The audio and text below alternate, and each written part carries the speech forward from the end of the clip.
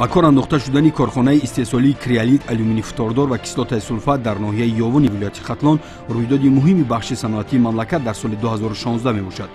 Криолит, алюмини фтордор ва кислотаи сулфат аз маҳсулотҳои асосӣ дар саноати истеҳсолии алюминӣ ба ҳисоб рафта. То имрӯз ин номгӯи маҳсулот асосан аз кишварҳои назди Балтика, Беларусия, Федератсияи Русия ва Ҷумҳурии Мардуми Чин барои эҳтиёҷоти ширкати алюминии тоҷик ворид карда мешуд.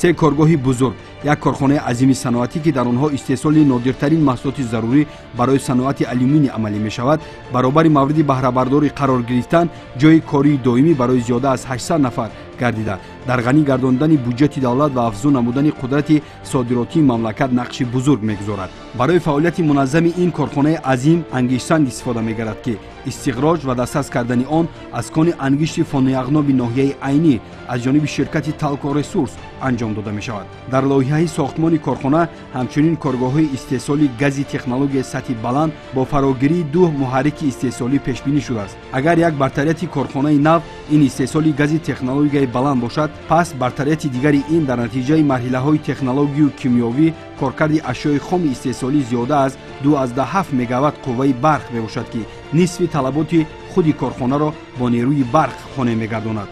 корхонаи навбунёд ҳамасола 12 тонна криолит, 18 000 тонна фториди алюминӣ ва 130 000 тонна кислотаи сулфат истеҳсол намуда.